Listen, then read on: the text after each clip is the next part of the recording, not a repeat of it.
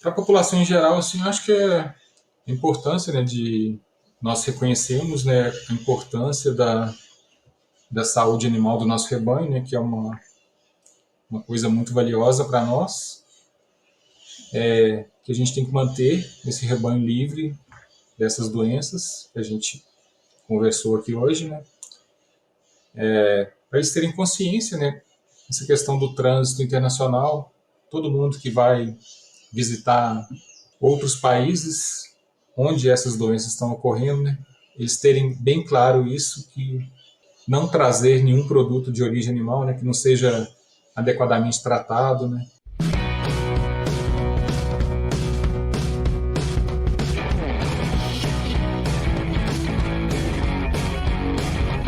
Bem-vindos para mais um Suinocast. Meu nome é Vinícius Cantarelli e hoje vou entrevistar mais uma vez, e com muito prazer, Marcelo Camargo. Marcelo é um dos responsáveis do laboratório LFDA de Minas Gerais, do MAPA, e aí colaborando muito com a nossa defesa agropecuária. A gente vai tratar hoje aqui de assuntos relacionados à suinocultura, mas às vezes vamos falar de outras espécies também. Marcelo, mais uma vez, muito obrigado. Seja bem-vindo. Já passo a bola para você. A gente começar o papo, você falando um pouco aí da tua trajetória, da tua jornada até chegar aí ao laboratório. E Vinícius, então, muito obrigado pelo convite, né, satisfação estar podendo participar de vocês, mostrar um pouco do nosso trabalho aqui, um trabalho meio que de bastidores, né, dentro do Serviço de Defesa Sanitária Animal no país, né. Eu sou médico veterinário, graduado na Universidade Federal de Minas Gerais, e tenho mestrado e doutorado também na Universidade Federal de Minas Gerais, né, na Escola Veterinária. Os temas de pós-graduação foram relacionados à leucose zoótica bovina, e eu iniciei praticamente meu trabalho, né, logo após a conclusão do mestrado, né, aqui no laboratório. Está localizado em Pedro Leopoldo, Minas Gerais, atuando na área de virologia, né, diagnóstico de doenças dos animais, doenças causadas por vírus. O laboratório, a princípio, era responsável pelo diagnóstico da peste suína clássica, de outras doenças de importância, né, para a suinocultura, né, principalmente doenças transfronteiriças, né. E ao longo dos anos, com a questão da zona livre de peste suína clássica, algumas atividades tiveram que ser transferidas para fora dessa área, por conta de questões de biossegurança laboratorial. Foram transferidas pela LFDA de Pernambuco, e desde 2014 retornaram para o nosso laboratório, né, com a autorização de funcionamento da unidade de biossegurança de nível 4. Depois, mais para frente, eu posso entrar em um pouco de detalhes dessa questão da estrutura, né. E desde então a gente vem trabalhando, principalmente o nosso principal enfoque são essas doenças de grande impacto, né, econômico, como febre aftosa, peste suína clássica, peste suína africana, e também algumas outras doenças que são, digamos, de diagnóstico diferencial, né, dessas importantes, e algumas outras doenças endêmicas. A MS Shippers é especialista em biosseguridade na produção animal e oferece soluções para você, produtor, obter melhores resultados através da higiene. Acesse www.shippers.com.br e conheça a linha MS Gold. O sucesso na produção animal começa com uma boa gestão de higiene. Legal. Na verdade, assim, é um ponto que é importante a gente destacar a importância desse laboratório para a defesa agropecuária brasileira. Nós estamos tratando de febre aftosa, peste suína clássica, peste suína africana e várias outras, né? E como é que vocês se organizam aí?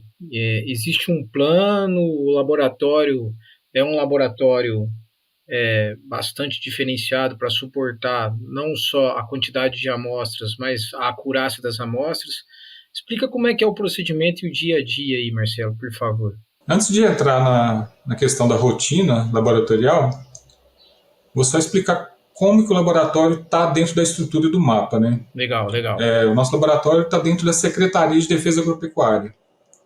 O MAPA ele é organizado em secretarias, a nossa é a de Defesa Agropecuária. Dentro dessa secretaria existem departamentos. Em se tratando aqui de saúde animal, né, os nossos dois, entre aspas, clientes, né, é o Departamento de Saúde Animal, que é responsável pela gestão dos programas sanitários dentro do país, que no fim das contas é executado pelos serviços veterinários oficiais, né, por exemplo, aqui em Minas, pelo Instituto Mineiro de Agropecuária, e por aí vai, né, em todas as unidades da Federação do Brasil. Um outro departamento é o DIPOA, que está relacionado com a questão de inspeção de produtos de origem animal, mas, de qualquer forma, não só a qualidade do ponto de vista físico-químico, de pesquisa de resíduos, são analisados aqui no laboratório, não exatamente no que eu trabalho, mas em outros laboratórios, né, de pesquisa de resíduos contaminantes, de qualidade do produto em si, mas também do ponto de vista de saúde animal, né? Vou dar só 3 exemplos rápidos aqui, né? Por exemplo, tuberculose, brucelose e leucose bovina, né? São alguns agentes que, de alguma forma, podem ser pesquisados, né? Relacionados ao DIPOA. E o nosso laboratório em si está ligado diretamente ao DETEC. O DETEC é o Departamento de Serviços Técnicos, e ele é responsável por 2 áreas.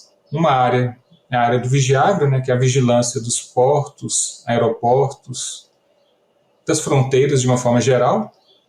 Então, tem uma importância muito grande, né, para impedir a entrada de patógenos aqui dentro do nosso país, né, por meio dessas vias, né. E dentro desse DETEC também está a CEGAL. A CEGAL é a coordenação geral dos laboratórios agropecuários, né. No Brasil existem 6 laboratórios agropecuários, que estão localizados no Pará, em Pernambuco, em Goiás, em São Paulo, Rio Grande do Sul e em Minas, né? Na área de suinocultura, atualmente o LFDA Minas é o principal laboratório que está ligado à análise de diagnóstico nesse campo, né? O laboratório de Pernambuco também atuou durante muitos anos, né? Desde quando foi aquela questão da zona livre, né? As análises foram direcionadas para lá, e até 2014 realizadas lá. Principalmente aquelas análises que necessitam da manipulação do vírus vivo, né? Então, te respondendo agora a pergunta que você fez, de como que é a questão da estrutura aqui do laboratório, né? Justamente essa questão da estrutura de biossegurança que permite que você manipule esses agentes, né, de grande risco, né, de grande importância econômica. Então, para ter essa estrutura, você tem que ter o laboratório tem que ter várias características e atender determinados protocolos de segurança, né? Qualquer suspeita que você tenha, né, depois eu vou falar um pouquinho do plano integrado de vigilância, né, que lá está definido, né, essa questão das suspeitas, quando devem ser enviadas amostras aqui para o nosso laboratório. Geralmente isso vai estar relacionado a questões que a gente chama síndrome hemorrágica em suínos, né? Ou é uma doença que vai causar sinais, né, de hemorragia nos suínos, ou pode ser uma elevação muito grande da mortalidade, uma elevação nas taxas de aborto ou falhas reprodutivas, alguma coisa que saia do normal, né? Então, são coletadas amostras e enviadas para cá. O Serviço Veterinário Oficial, lá na origem, vai até a granja, vai coletar essas amostras e enviar para cá. Aqui, elas são direcionadas para o laboratório que a gente chama de nível 4 da ONSA, né? ONSA é a Organização Mundial de Saúde Animal. Ela alterou, o nome da organização foi alterado recentemente, né? Até alguns anos atrás era chamada de OIE. Acho que a maioria do pessoal conhece como OIE, né? Então, esse laboratório de nível 4, OIE, que é equivalente a um laboratório de nível 3 na Organização Mundial de Saúde Humana, né? Esse laboratório, você tem que ter um diferencial de pressão nas áreas mais contaminadas, você vai ter uma pressão mais negativa. Você tem que ter um controle de acesso das pessoas, as pessoas têm que ser treinadas para entrar lá, cada pessoa recebe uma senha individual, você tem que tomar um banho na saída, que é obrigatório, né? Você tem, para fazer a entrada, tem que tirar toda a sua roupa, não pode entrar com lente de contato, não pode entrar com brinco, relógio. Preferencialmente você tem que ter um óculos, se for necessário usar, dentro da área. Então são tomadas várias ações para evitar qualquer saída de material infeccioso daquela área, né? Além disso, você vai descontaminar qualquer material que for sair de lá. Se não for possível autoclavar, você tem que fumigar com formol, né, para fazer essa retirada. Se você for tirar algum material infeccioso de lá, ele só pode ir para um laboratório, caso esse material infeccioso seja de um patógeno como esses que eu falei, né, febre aftosa, peste suína clássica ou africana, só pode ser enviado, né, de forma infecciosa para um laboratório que tem as mesmas características do nosso. Então tem esse conjunto de ações que é feito para evitar, né, qualquer escape de vírus, né, como já aconteceu em outros laboratórios mundo afora, né. Isso é extremamente importante. E, assim, esse nível 4, quanto tempo que ele existe? Quanto tempo que ele está em funcionamento, Marcelo? Ele existe, na verdade, a finalização da obra dele foi em meados dos anos, sei lá, 2005, 2006. Teoricamente ele já estaria pronto para ser usado, mas infelizmente, né, aconteceram alguns problemas, né, durante a execução da obra, que no final das contas o uso dele só foi aprovado em 2014, né? Então desde 2014 ele está funcionando, né? É só por fazer uma citação aqui, né? Recentemente a gente passou por auditoria externa da União Europeia, né? Acho que não é nem tanto relacionado à importação de carne suína, mais de bovino, né? Mas o laboratório, só para... acho que é importante dar ciência para todos, né, dessa informação, que o laboratório foi... A última vez que eles fizeram auditoria no Brasil, pelo menos que o auditor relatou, foi em 2011, né? E ele viu grandes avanços, né, na estrutura do laboratório, né, por conta disso, e também na capacidade de diagnóstico, né? Lógico que sempre tem coisas a ser melhorado, mas tivemos também esses elogios, né? Marcelo, e como é que assim, quais são as maiores dificuldades de vocês para manejar um laboratório desse?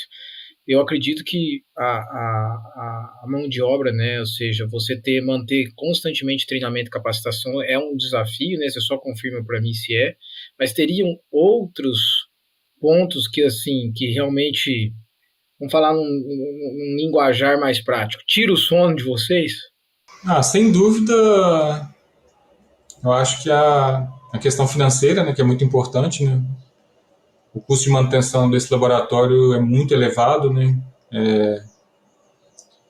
A conta de energia elétrica aqui é um absurdo. Se não estou equivocado aqui, é mais de R$200 mil por mês só de energia elétrica, para você ter uma ideia, né? É do laboratório todo, né? Mas o grande consumidor é a unidade de biossegurança, nível 4. Né? Então tem essa questão econômica que é muito importante, né? Exige-se muito do país. Foi até uma coisa questionada, né, nessa auditoria da União Europeia, né? Por que você só tem um laboratório desse no país, num país tão grande como o Brasil, né? Tem um rebanho tão grande. Se acontecer um foco, como é que vocês vão fazer, né? O Brasil é muito grande, como é que essas amostras precisam chegar no tempo hábil para vocês? Mas é porque realmente é isso, né? O custo é muito elevado, né? A gente tem um laboratório de nível 4 lá no LFDA de São Paulo, mas o foco dele é influenza aviária, né? E a gente está vendo o sufoco que a gente está passando com influenza aviária, mas o laboratório está conseguindo atender. Nós seríamos um backup para eles, né, no caso de emergência. Eu acredito também que se a gente passar por alguma emergência em outras áreas, eles também seriam para nós. Né? Uhum. Então tem essa questão do custo de funcionamento, mas tem outras questões também, né, que nós somos um órgão público. a legislação é muito pesada, né, com a administração pública, né? Você tem que cumprir várias regras para conseguir contratar tudo que você precisa, né? Então você imagina, estragou uma pecinha lá do meu laboratório. Se essa pecinha não for substituída, o laboratório vai ficar fechado. E você sabe como é complicado, né? Para você ter essa agilidade dentro do serviço público, né? Para manter tudo funcionando. Então isso é um grande desafio, mas também tirando a parte econômica, toda essa parte de burocracia, né? Eu acho que a burocracia é certa, realmente, né? Você tem que ter um controle, né? Tem que tentar fazer tudo da melhor forma possível, né? Para atender a legislação, mas tem hora que atrapalha. E uma outra coisa que é muito complicada é a questão de mão de obra também, né? A gente tem alguns serviços que são terceirizados, né? Por exemplo, a manutenção do laboratório é praticamente 100% terceirizada, questão de limpeza, vigilância, isso tudo é terceirizado, mas na parte de execução mesmo, dos ensaios, de tudo, a gente não pode terceirizar, e isso é muito complicado mesmo. Então, uma estrutura dessa importância, muitas vezes a gente passa por dificuldade, né? Tem pessoa afastada, pessoa com férias, pessoas vão se aposentando, e isso não é reposto de forma como a gente necessita, né? Eu entendo isso daí. Então, os desafios são esses aí. Problemas do serviço público. Só que nós estamos falando de um laboratório de extrema importância para o Brasil, né? Para a segurança no Brasil. Marcelo, bem, você comentou de vigilância. Acho que muitos não sabem como é que funciona o plano integrado de vigilância. Você poderia explicar para nós como é que é o funcionamento disso, como que você está envolvido nisso daí, a importância disso, que eu acho que esse é um dos pontos mais importantes. Na verdade, talvez as melhores pessoas para falar sobre esse assunto, né, seriam o pessoal lá do DSA, né, Departamento de Saúde Animal, que eles que construíram esse plano, né, mas eu vou tentar aqui brevemente explicar do que se trata, né. Então, é um plano, né, de vigilância, né, para algumas doenças. Inicialmente, o foco, né, desse plano seriam a peste suína clássica, a peste suína africana e a síndrome reprodutiva respiratória de suínos, que é a PIRS, né. Ele foi elaborado em 2021. Quais são os objetivos dele? Principalmente a detecção precoce desses agentes em caso de introdução no país. No Brasil, a última detecção do vírus da peste suína africana foi lá por volta de 83, por aí. Depois o Brasil foi considerado como doença erradicada no país, em 84, né? A PIRS nunca foi detectada aqui no país, apesar de estar presente nos principais produtores de suínos do mundo, né? Temos tido sucesso até o momento, né, em evitar a introdução desse agente aqui no país, né?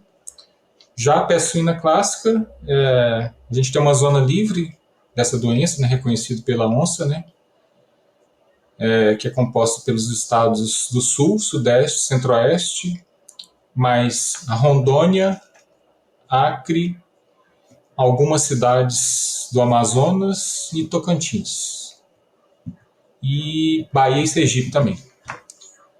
Então, a gente tem foram feitos estudos sorológicos recentes na região amazônica, né? Não foram detectados nenhum caso, né? Principalmente no Amazonas, Pará, Amapá e Roraima. Entretanto, na região Nordeste, esporadicamente, a gente tem algumas repetições de casos por ali, né? Principalmente no Piauí e no Ceará. Então, é mais ou menos por aí que o plano vai trabalhar, né? Na questão da detecção precoce e na confirmação de ausência dessas doenças, né? Principalmente na zona livre de peste suína clássica. Né? Principalmente é esse o enfoque.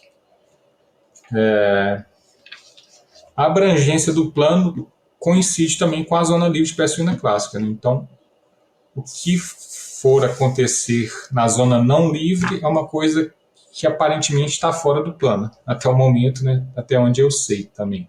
E quais são os componentes desse plano? Ele tem a vigilância sorológica nas regiões... vigilância sorológica baseada em risco. Né? Então, cada um desses estados tem que fazer uma análise de risco, ver quais municípios ou quais granjas que teriam maior risco de ter alguma dessas doenças, coletar amostras de soro e enviar essas amostras para o laboratório. O que tem sido feito até 2023 é apenas para a peste suína clássica. A próxima etapa seria abranger essas ações para PIRS também. Está sendo feita uma estruturação na rede de laboratórios credenciados, que eu não falei muito aqui, né, mas a Cegal, além dos laboratórios LFDAs, ela também é responsável por credenciar laboratórios para ajudar, né, nessas ações de defesa sanitária animal. Esses laboratórios que atuam na área de suinocultura são todos laboratórios públicos ou de parceria público-privada. Não tem nenhum laboratório que é totalmente privado que atua nessa área. Né? Então, essa vigilância sorológica é feita nesses laboratórios. Caso exista algum animal positivo nessa triagem, assim, os soros são enviados aqui para o LFDA Minas para fazer ensaio confirmatório, né? Confirmar ou excluir essa suspeita. Um outro componente do plano seriam as inspeções realizadas nos estabelecimentos, né? Naqueles estabelecimentos que não foram incluídos na questão da vigilância sorológica. Então, da mesma forma, é feita uma escolha, né, aleatória, né, nos estabelecimentos que vão ser visitados pelo Serviço Veterinário Oficial. Também é uma maneira de estar fazendo essa vigilância. Né? Uma outra forma, né, no total são 5 componentes, né, seria de investigar casos suspeitos. Quando você tem uma suspeita de doença hemorrágica, uma elevação muito grande de mortalidade, problemas reprodutivos que estão fora do que é considerado normal, vai investigar essas propriedades, vai coletar amostras e enviar aqui para o nosso laboratório. E a gente vai investigar principalmente a peste suína africana, peste suína clássica e PIRS, que é o que está no escopo dessa investigação. Né? O quarto componente, né, seria a investigação em frigoríficos também, para ver se observam, né, esse tipo de lesões nos animais que estão sendo abatidos. E por último, o quinto componente, que é a vigilância nos animais acelvajados, né, que são esses animais, principalmente o javali, né, e os cruzamentos fruto do cruzamento de javali, são suínos domésticos, alguma coisa do tipo. Né. Geralmente são animais de vida livre, né, que tem que ser... normalmente são os caçadores, né, desses animais que são responsáveis pela coleta dessas amostras e envio aos laboratórios credenciados. Em relação a esse quinto ponto que você comentou, dentro do plano, a última conversa que nós tivemos, como é que está essa relação com a questão dos animais acelvajados? Teve uma evolução? Quais são os pontos de melhoria ainda? E em relação à suinocultura de subsistência, vocês colocam isso na mesma caixa, podemos dizer assim, ou é feito um outro plano? Porque existem os fatores de risco da suinocultura de subsistência também. Como é que vocês estão lidando com isso? Na verdade, não teve grandes evoluções, né, desde a última vez que nós conversamos. Né. Para os suínos acelvajados, o que a gente está fazendo ainda, meio que do ponto de vista experimental, é tentar encontrar outras soluções para fazer essa obtenção das amostras, né, que seriam ou por meio de suaves ou pelo meio do papel filtro, né? Mas a gente já sabe, né, que ocorre uma diminuição na sensibilidade dos ensaios a partir de amostras obtidas dessa forma, né? Inclusive, na semana do dia 16 a 20 de outubro, agora de 2023, ocorreu aqui na LFDA Minas um treinamento. Ele foi promovido pela Agência Internacional de Energia Atômica.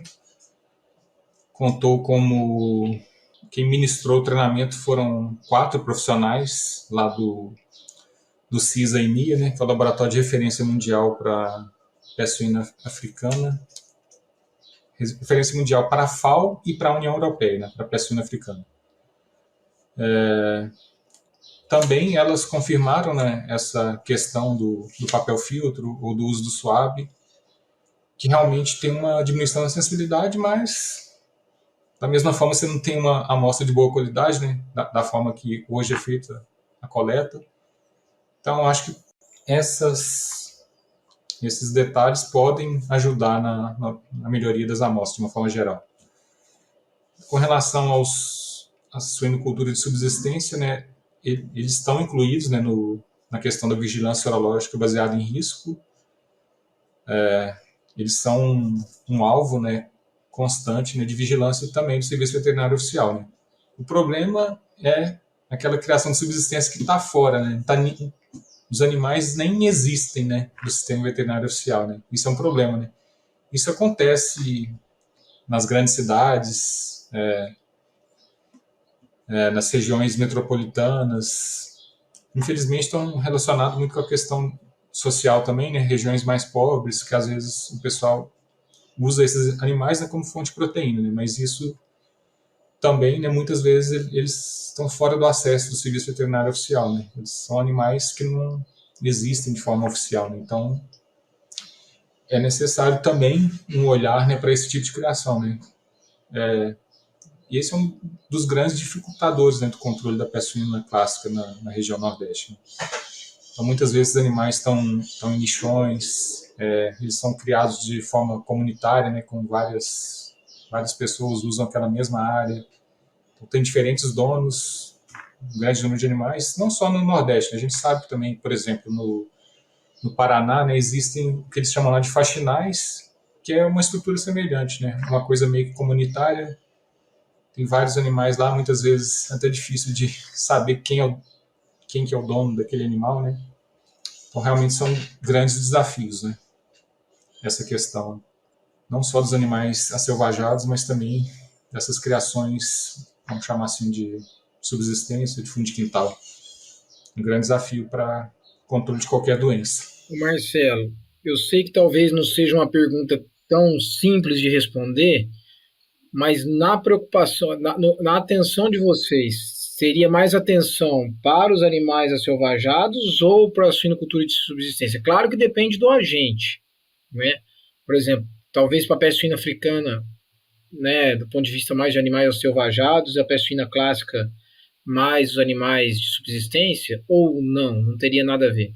Não, eu acho que tem que atuar da melhor maneira possível, né, para as duas populações, né? Para a gente ter um conhecimento, não ser pego de surpresa, né? Tem que estar sempre com vigilância nessas duas populações, né? Eu acho que a questão da peste suína clássica, eu acho que agora o que falta para o país realmente, para a gente se ver livre dela, finalmente é avançar com o programa, né? Contar com os esforços de todos aí e avançar para diminuir o risco da ocorrência dessa enfermidade, né, fora da zona não livre, né? Se você conseguir erradicá-la de fato aqui do país, você vai ter maior tranquilidade, né? E como é que nós estamos? Nós estamos avançando? Existe alguma perspectiva mais? Como é que está essa situação? Que eu vou te falar, assim, baseado no meu conhecimento das reuniões que eu tenho participado, né? Ainda não existe nada que esteja oficialmente determinado de como vai ser feito isso, né? Mas o que eu estou percebendo é que atualmente o estado de Alagoas no estado de Alagoas é realizada a vacinação, né? Eu acho que já são 2 anos de vacinação. Deve, em breve, acho que vai ser realizada a última etapa de vacinação lá no estado de Alagoas. E eu acho que vai ser feito um acompanhamento, né, ao longo do tempo para acompanhar se após a interrupção da vacinação, se vai acontecer algum caso, fazer uma vigilância, né, para isso. E a tendência é que essa experiência da vacinação seja expandida para parte do Piauí e do Ceará, nas regiões onde ocorreram a maior parte dos focos, né, que foram detectados naquela região depois de 2018. Nos demais estados, aí da região norte e nordeste, que ainda são considerados como não livres de peste suína clássica, né, ser feito estudos sorológicos para ver se, porventura, há uma circulação viral nessas populações de suínos dessas áreas. Baseado nesses estudos sorológicos, você vai definir uma estratégia de controle, né? Controle e erradicação. Essa é uma tentativa, né? Uma tentativa interessante. Mas, assim, é claro que você está aí na linha de frente do laboratório, né? Fazendo o trabalho de laboratório, mas, obviamente, vocês estão estudando o tempo inteiro as dinâmicas epidemiológicas, né? Assim, pelo menos alguém na equipe aí deve estar pensando sobre isso. Qual que é a mensagem que, se vocês pudessem, vocês passariam mais diretamente para aqueles que, sei lá, desde pequeno produtor a produtor em granja comercial, até mesmo a população em geral, né? Porque nós estamos trabalhando também com os riscos dos animais acelvajados. Mas, por outro lado, também você tem eventos que acontecem, né? Como nós tivemos a situação de PVS o ano passado, né? Não sei se no ano passado, não lembro, ou esse ano. Então, assim, que mensagem que você passaria que é fundamental as pessoas se sensibilizarem?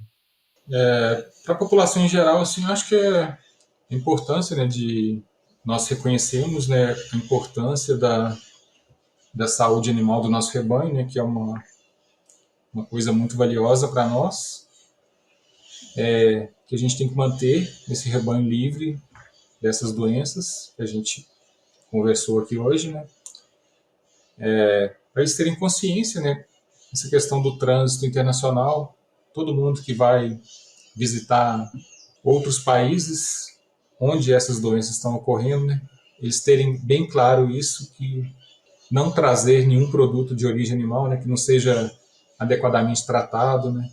A gente sabe que existem, na verdade, tem muitos, o Brasil recebe muitos também, né, imigrantes que às vezes moram em outros países, mas trabalham aqui, costumam trazer coisas, comidas locais, né? A gente tem que ter a consciência desses passageiros de não estar trazendo nada que tenha um potencial infeccioso, né? Só lembrando, né, peste suína africana, numa carne congelada, o vírus permanece viável por mais de 3 anos. Então, muito importante a gente ter consciência disso, né? Se está trazendo algum produto, pode estar trazendo outros vírus também, né? Lembrando a peste suína africana, que é um vírus que é bem resistente. Então, ter essa consciência, né? A gente, quem está acompanhando a questão da febre aftosa na Indonésia, né? Tanto que os australianos estão temerosos, né? Auxiliando no controle da doença lá no país, exigindo muito de quem retorna para a Austrália, né? Ter todo um cuidado. Acho que o Brasil tem que agir da mesma forma, né? Tem que reforçar a vigilância nesses postos de fronteira, né? Atualmente a gente até conta, né? Tem a questão lá do projeto K9, né? Que são alguns cães que trabalham junto com o nosso pessoal nos aeroportos, né? São treinados para detectar produtos de origem animal, mas eu acho que ainda é pouco, né? Diante de tudo que a saúde animal representa para o país, acho que nós temos que investir muito, né, nessas questões todas de vigilância. Temos que estar conscientes. E é isso, eu acho. Eu me lembrei aqui, você falando de viagem, de trazer algo, né? Eu, numa oportunidade que eu fui para ir num evento na Austrália, eu parei na Nova Zelândia para trocar o voo e eu fiquei impressionado de ver a fiscalização deles, com todos os passageiros. Então tinham cães, revistava a mala de todos e o foco era esse, produtos de origem animal. Na verdade, alimento como um todo, né? Então eu concordo contigo. Você imagina, Uhum. Nova Zelândia é um país pequeno, tudo bem que ele dá entrada para a Austrália, né? Muitos voos param ali, mas eu concordo contigo que nós temos que evoluir bastante, né, nessas chegadas, né? Porque eu vou ali na Itália, eu vou ali em tal lugar, vou trazer um produto, vou trazer só um queijinho, é só uma carne, é só um. Mas na verdade isso é um risco muito grande para nós, né? Se você compra um produto que não é certificado, né, sempre tem um risco, né? Na Itália mesmo tem uma região lá da Sicília, né, que é uma ilha onde que o vírus da peste suína africana ele é endêmico lá, né? Não tem mais como tirar de lá, né? A não ser que eles eliminem toda a população de suínos de lá, né? Na peste suína africana é endêmica na Sicília? É, Não sabia disso. E ela fica isolada na ilha. fica lá, tá isolada lá. Na Europa, assim, de uma forma geral, né, eles têm um problema muito grande, né, com os javalis, né? Que ele Uhum, vai carregando o vírus de um lado para o outro, né, meio que sem controle, né? Então é muito uhum, difícil, né, de controlar. Desde 2007, né, com a entrada do vírus de PSA na Geórgia, né, desde então ele está só se espalhando, né, para todos os países. Em alguns países meio que de forma descontrolada, né, como na Rússia, na China. Em outros mais nas populações selvagens, mas sempre com aquele risco dele passar para os suínos domésticos. uhum. O ponto que eu ia te perguntar era em relação a. Não, talvez não seja óbvio da sua área, mas o que vocês estão ouvindo falar sobre possibilidade de vacina? Você está sabendo de alguma coisa para a peste suína africana? Na verdade, o que a gente saiu até algumas publicações de uma tentativa de uso de uma vacina, né, que tem alguns genes deletados lá no Vietnã. Mas é uma coisa assim que não está muito transparente, muito clara, né? Aparentemente os resultados não tinham sido muito bons, mas a gente segue meio com dúvidas com relação a isso, né? O pessoal do CISA-INI que esteve aqui recentemente nos falaram que não tem nenhuma vacina efetiva, mas que existem vacinas que estão próximas de estarem prontos para uso com resultados melhores do que essas que o pessoal do Vietnã tem tentado usar, né? Está no campo da esperança ainda, não está pronto para uso, né? A grande questão é que as vacinas inativadas para esse vírus não têm efetividade, né? Então você tem que trabalhar com um vírus que seja atenuado. O problema é que às vezes nem sempre essas atenuações são muito seguras, né? Então essa que é a grande questão. Que ele é um vírus, você na infecção natural o suíno não desenvolve anticorpos neutralizantes. Então você precisa de ter uma resposta imune celular para combatê-lo com efetividade. Por Uhum. isso que tem essa dificuldade, né, de ter uma vacina segura e efetiva. E aí se faz mais importante o controle, né? Com certeza. Marcelo, muito bom a nossa conversa. Eu tenho. Claro que nós poderíamos ficar aqui muito tempo, né? A parte técnica, certamente eu poderia explorar mais aqui, mas nós já tínhamos conversado sobre esse tema, foi uma complementação.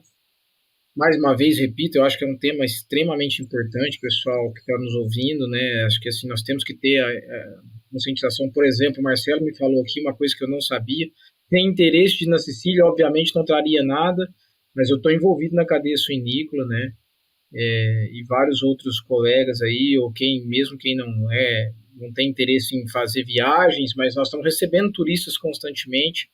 Então, esse apelo aí da gente cercar melhor as fronteiras nossas, né? E também fazer o nosso trabalho aqui, seja nossa suinocultura comercial, seja a suinocultura de subsistência, estar atento a isso. E se a sua produção fosse mais rentável? As tecnologias nutricionais da Alltech potencializam a produtividade dos suínos de forma sustentável e maximizam a rentabilidade do seu negócio.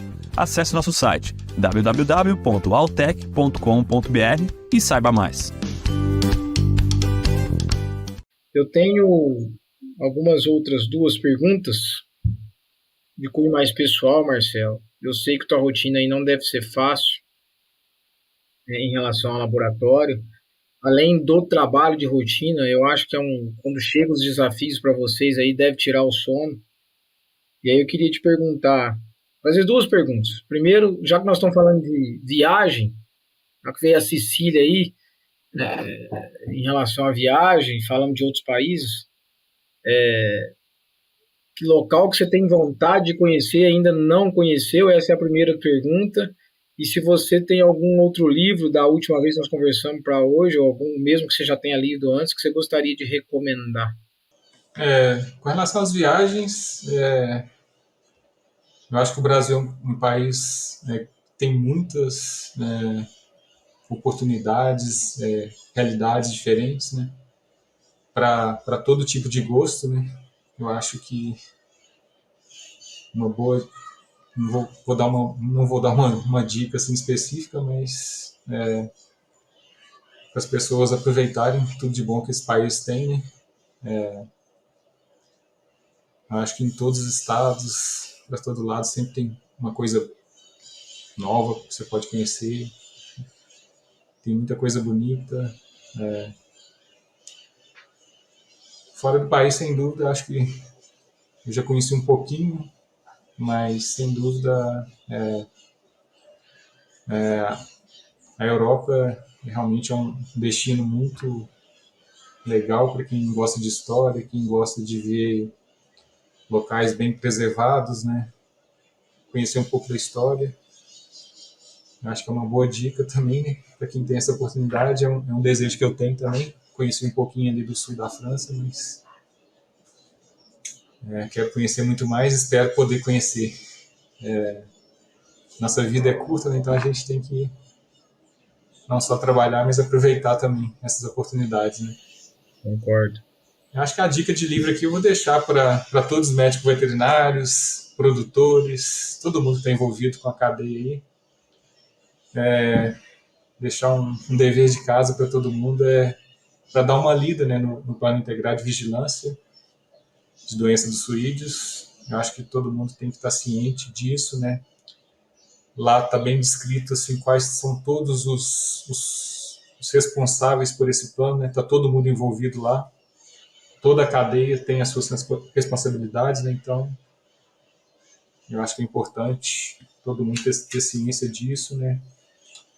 Se porventura algum dia a gente tem uma entrada de algum desses agentes aí da vigilância, né, que a gente consiga detectar isso o mais precocemente possível e seja debelado também da maneira mais rápida possível também, né? Fica essa dica aí meio de dever de casa para todo mundo. Gostei, Marcelo, gostei. Concordo contigo, estou envolvido na cadeia produtiva, primeiro como professor, mas a gente também atua em algumas consultorias. E eu pensando aqui, você falando, eu pensando o quanto que é importante a gente disseminar isso nas universidades, né? Nos cursos de zootecnia. Isso, sem dúvida. Não só na veterinária, mas na zootecnia, na agronomia, que de certa forma acabam se envolvendo direto ou indiretamente. E eu acho que é um ponto que a gente precisa trabalhar melhor. Dentro das universidades deveria ser uma leitura praticamente obrigatória, porque dali se formam os profissionais que irão atuar no mercado, né? Então foi uma boa dica, ó, provoco aí os ouvintes que estão envolvidos e que têm de certa forma algum envolvimento na academia, para a gente poder disseminar essas informações melhores, porque nós estamos falando de algo extremamente importante, não só para a cadeia produtiva de suínos, para qualquer cadeia produtiva, a qual tem os riscos, principalmente relacionados a vírus. A gente está vendo aí na avicultura agora um risco muito grande, né? E quanto à viagem, eu concordo contigo, Marcelo. O Brasil é muito grande, muito bonito, né? E eu acho que o brasileiro conhece muito pouco o Brasil, de modo geral. Já existe o sonho de ir para os Estados Unidos, já ir para a Europa, e esquece que aqui tem algo, às vezes, muito mais bonito e muito mais atrativo. Eu também sou um defensor disso, apesar de que fazer um turismo gastronômico ou conhecer a história da Europa, eu também sou muito a favor disso. Marcelo, nosso papo mais uma vez foi muito bom, agradeço o seu tempo, eu sei que não é fácil na rotina aí durante a semana, os seus afazeres. Espero mais uma vez poder te convidar para a gente bater papo, conversar mais, atualizar. Espero ter atualizações não de algo que aconteceu negativo, e sim positivo, no sentido da gente evoluir, como é os pontos que a gente falou aqui. Então, muito obrigado mais uma vez, Marcelo. Por nada, Vinícius. A gente está sempre à disposição aí, no que for necessário, poder contribuir. E um abraço aí para todos. Estamos sempre à disposição aqui. Obrigado, Marcelo. Pessoal, hoje nós entrevistamos Marcelo Camargos, que trabalha no laboratório do MAPA, né, do LFDA de Minas Gerais, que trata de doenças tão importantes, né, peste suína africana, peste suína clássica, PIRS. Tratamos do plano integrado de vigilância, né, comentamos aqui dos fatores de risco, eu acho que vale a pena todos ouvirem. Espero vocês para a próxima, um grande abraço.